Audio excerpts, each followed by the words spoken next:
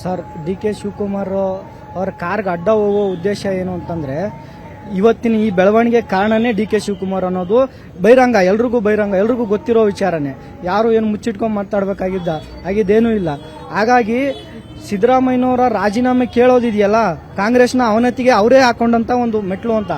ಮೂರನೇ ಅತಿ ದೊಡ್ಡ ಸಮುದಾಯ ಆಗಿರ್ತಕ್ಕಂಥ ಒಂದು ಅಹಿಂದ ಸಮುದಾಯದ ಮುಖ್ಯಮಂತ್ರಿಯನ್ನ ಈ ದೇಶದಲ್ಲಿ ಇರ್ತಕ್ಕಂಥ, ಅದರಲ್ಲೂ ಕಾಂಗ್ರೆಸ್ನಲ್ಲಿ ಇರ್ತಕ್ಕಂಥ ಏಕೈಕ ಮುಖ್ಯಮಂತ್ರಿಯನ್ನ ಕೆಳಗಿಳಿಸ್ತೀವಿ, ರಾತ್ರೋರಾತ್ರಿ ಹೋಗಿ ಕೆಳಗಿಳಿಸ್ತೀವಿ ಅನ್ನೋದು ಈ ದೇಶದ ಈ ರಾಜ್ಯದ ಅಹಿಂದ ವರ್ಗಕ್ಕೆ ಬಹಳ ತುಂಬಲಾರದ ನಷ್ಟ.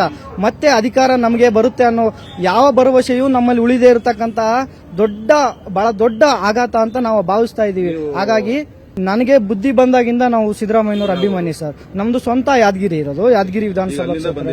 ಇಲ್ಲ, ನಾವಿರೋದು ಬೆಂಗಳೂರಲ್ಲೇ.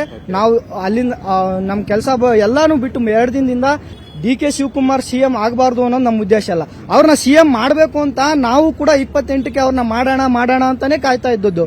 ಅವರು ಸಿಎಂ ನ ಆಗ್ತಾ ಇಲ್ಲ, ಸಿಎಂ ನ ಕಿತ್ಕೊಳ್ತಾ ಇರೋದ್ರಿಂದ ನಮಗೆ ಅದರಿಂದ ಆದಂತ ದೊಡ್ಡ ಮನಸ್ಸಿಗೆ ನೋವಾಗ್ತಾ ಇರೋದ್ರಿಂದ ನಾವು ಆ ರೀತಿ ಪ್ರತಿಭಟನೆ ವ್ಯಕ್ತಪಡಿಸ್ತಾ ಇದೀವಿ. ಮತ್ತೆ ಸಿದ್ದರಾಮಯ್ಯನವರಿಗೆ ಇದರಿಂದ ಏನೂ ಆಗ್ಬೇಕಾಗಿಲ್ಲ. ಅವರು ಇತಿಹಾಸದಲ್ಲಿ ಉಳಿದೋದ್ರು, ಈ ಕರ್ನಾಟಕದ ಇತಿಹಾಸದಲ್ಲಿ ಉಳಿದೋದ್ರು. ಸಿದ್ದರಾಮಯ್ಯ ಇಳಿಬಹುದು, ಮತ್ತೆ ನಮ್ಮ ಈ ಅಹಿಂದ ವರ್ಗ ಏನಿದೆಯಲ್ಲ, ಆ ಅಹಿಂದ ವರ್ಗಕ್ಕೆ ಮತ್ತೆ ಅಧಿಕಾರ ಸಿಗುತ್ತೆ ಅನ್ನೋ ಯಾವುದೇ ಭರವಸೆ ನಮ್ಮಲ್ಲಿ ಇಲ್ಲ. ಅಹಿಂದ ಮತಗಳು ಸಿಗೋದಿಲ್ಲ. ಈ ಕಾಂಗ್ರೆಸ್ ಪಾರ್ಟಿ ಲೆಕ್ಕಕ್ಕಿಲ್ಲದಂಗ ಆಗುತ್ತೆ. ನಾನು ಕಾಂಗ್ರೆಸ್ನ ಕಟ್ಟ ಅಭಿಮಾನಿ ಸರ್.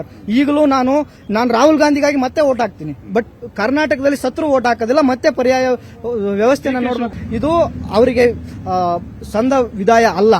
ತೀವ್ರಗತಿಯಾದ ಹೋರಾಟ ನಡೀತದೆ ಅಂತ ನಾನು ಭಾವಿಸ್ತಾ ಇದ್ದೀನಿ. ಯಾಕಂದ್ರೆ ಇದು ಬಹಳ ದೊಡ್ಡ ವಿಚಾರ ಆಗ್ತದೆ ಸರ್.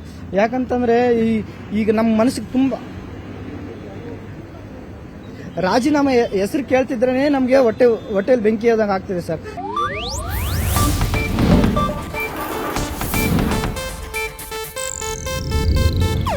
ಇದು ಏಷ್ಯಾನೆಟ್ ನ್ಯೂಸ್ ನೆಟ್ವರ್ಕ್ ಪ್ರಸ್ತುತಿ.